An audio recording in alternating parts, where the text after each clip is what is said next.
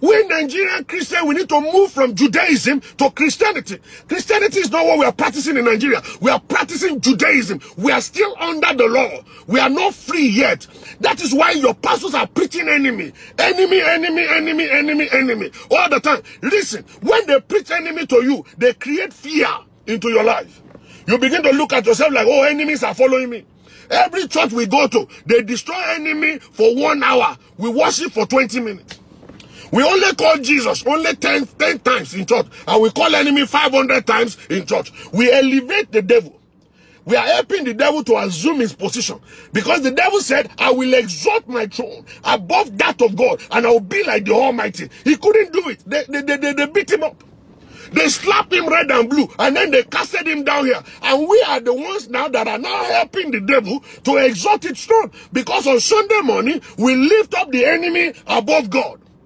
We lift up the enemy above God. The Bible says, I have not given you the spirit of fear, but of power, of love, and sound mind. We are not supposed to be bothered about the enemy. Let the enemy be there. Let them continue to fire arrows at us. We are going to be protected. The Bible says, even though I walk through the valley and the shadow of death, I will fear no evil, for thou art with me, thy rod and thy staff. I am going to intentionally go into the corridor of the enemy. They can't do me no harm. That was why the Bible says, and God said unto the devil, have you seen my servant Job?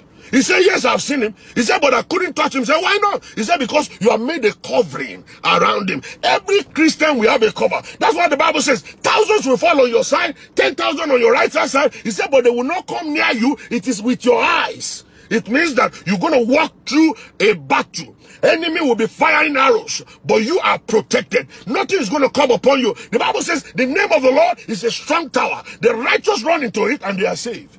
When you are saved, are you supposed to be afraid? No, you are not supposed to be afraid.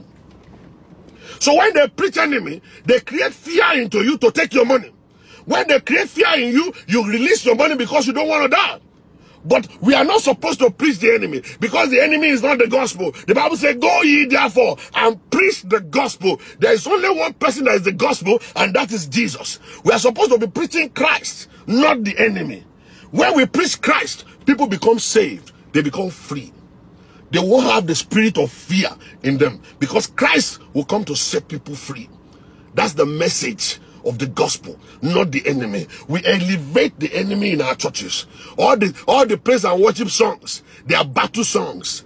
We get emotional with God. Oh, this particular battle. Let me tell you something. You need the battle to be an overcomer. Anyone they say is a conqueror must fight. Anyone they say is an overcomer must fight. Anyone they say, oh, it's a breakthrough, must fight. And the fighting is not your own fight.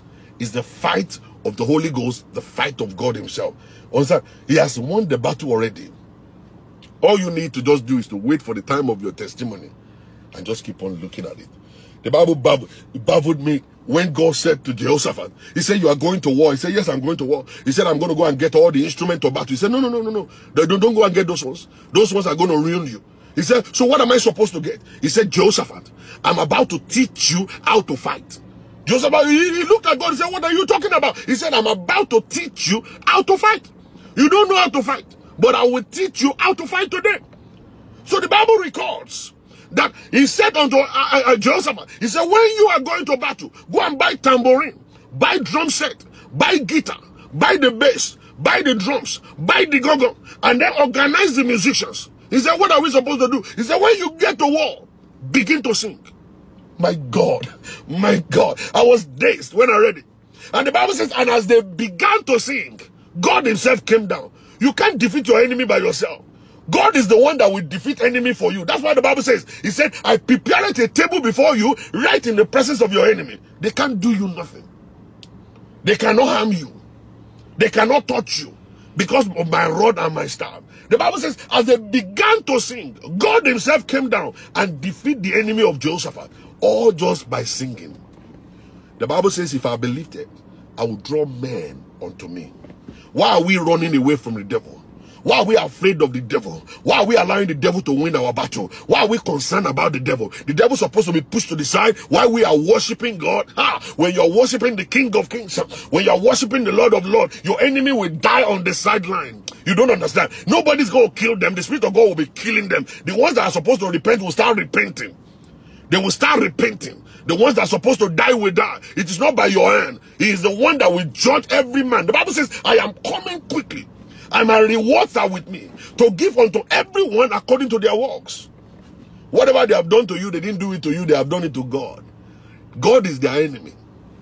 God is the one that they are fighting against. When God will come down, God will defeat your enemies on your behalf. You don't have to even fight at all. I'm telling you, all you need to do is just concentrate in serving God. That's why they call it worship service. Sunday morning is not the time to kill enemy. Sunday morning is not the time to exhort the enemy. Sunday morning is time for us to roll on the ground and say, we are grateful, oh Lord. That's the time we're supposed to sing the worship of God. That's the time we're supposed to reference God and lift him up. When we lift him up, the guy inhabits the presence of his people. He will defeat your enemies on your behalf. Your enemy cannot survive in the place of worship. The enemy cannot survive in the place of worship, a place of sacrifice unto your God. People don't sacrifice anymore. We don't worship anymore. All we do is my father, my father. Every enemy disturbing my life, die by fire. Every enemy against my children, die by fire. That's all we do. And that's not paying us. That has not changed our country, Nigeria. Even though we have the biggest auditoriums in Nigeria, we have the 50,000 seater, 100,000 seater, 250,000 seater, yet our country is still not the country. Our religion is still not saving us. Our children are on the field using Yahoo, doing Yahoo. All of our pastors are on the street sleeping with women all around the place. All of our women are all over the place doing aristo everywhere. The Christianity has not paid us. The prayer has not been answered over our life yet. And we are still religious. We are building more churches. More pastors are emerging every day. The churches in Nigeria has turned to business. All to collect money. They cajole people. They fool people. They sleep with our women. They sleep with our children. They kill the destiny of our sons. But yet, that's the same place we go. We refuse to read our Bible. We are loyal to men, but we are not loyal to God. So many of you, you are loyal to men. You are not loyal to God. When you see your pastor, you roll on the ground. But when God is saying something, you don't listen. You don't hear God, you don't listen to God, but you listen to pastors. Shame on you. It is time for you to go back to the place of prayer and tell the Lord, say, Father, start talking to me. Show me your ways. Educate me, oh God. Teach me from your word. Teach me from your word. Teach me from your word. Armed robbers are increasing every day in Nigeria. Graduates are not getting jobs, and we are building auditoriums. What is the essence of auditoriums we are building, and when the nation is not changing? We are the poorest country in the world, Nigerians. With all the brilliancy, with all the brain that we have, we are the most educated and the poorest country in the whole wide world. But we have the biggest auditorium in Nigeria. We have the highest number of Christians in Nigeria. We pray like as if to say we are going to die.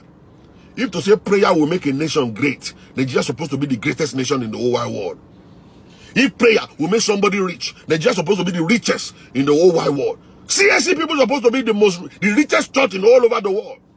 Mountain of Fire supposed to be the richest church all over the world. They're supposed to take over territories. If prayer alone will do it, it's not just by praying. And that's the country where we are. And the nation of Nigeria is full of churches. But the churches are not influencing, affecting the country. Armed robbers and kidnappers are increasing. And the kidnappers are bringing tithe to church. The kidnappers are coming to pastor for prayer. Pastors are going to Babalawo to do juju. And they're burying human beings underneath the pulpit of their churches. They are using rings to touch the people's head. They are giving people only communion that will make them crazy. Just to take their money. The love of money has taken over.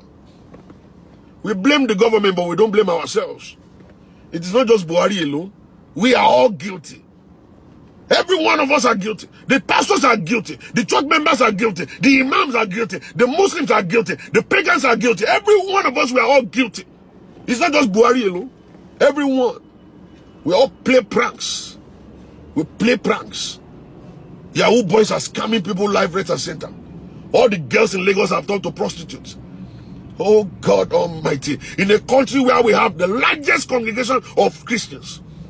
A country where we pray like a no man's business. That we find out that God is not even moving in our situation. Our church choir, they are all aristos. The church members are sleeping together. Pastors are validating all the choir members. A man went and dug a well. He went and dug a swimming pool in Lagos and called it the water of Bethsaida. Who does that? In 2019, for you to come and pay 50,000 to come and swim in the water. Where are you getting that kind of crazy stuff from? You see that Nigerians are not Christians. We are still pagans. The churches are taking us into a deep level of being a pagan in Nigeria. What of Bethsaida when we have the name of Jesus? The Bible says at the sound of his name, every knee must bow. Why do you need water of Bethsaida for? Even the water of Bethsaida, when Christ got there, Jesus did not tell, he didn't tell the man to jump into it. He said, stand up, carry your bed and move out. This is the hella of the Holy Ghost, the dispensation of the Holy Spirit. We do not need any physical thing anymore for us to be healed. Stand up, pick your bed and go. We need the name of Jesus, not the pool of Bethsaida. The pool of Bethsaida is in the Old Testament. It's actually before Christ came to set up the church. He did. After the church has been set up, everything is all about the word declaration. In the name of Jesus. In the name of Jesus. The Bible says, and God said, from today, stop calling my name.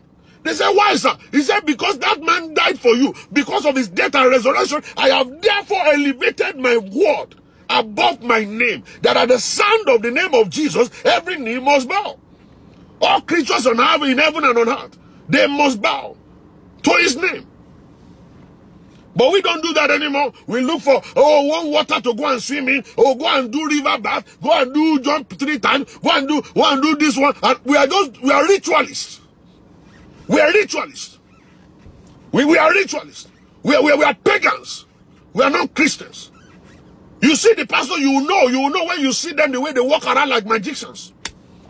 Like magicians. Just imagine Nigerians without brain. If a man went and used a fake woman with the miracle of the hand, I've forgotten the name of the woman. The woman was used by over 7 pastors.